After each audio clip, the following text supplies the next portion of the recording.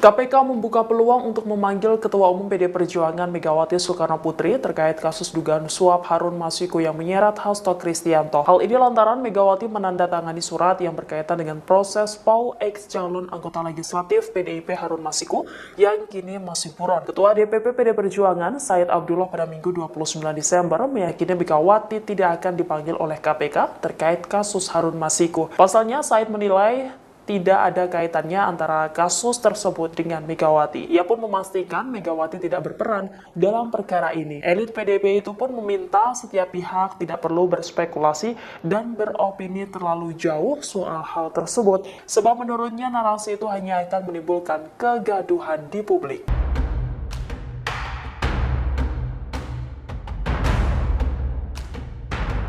Download Tribun X sekarang, menghadirkan lokal menjadi Indonesia.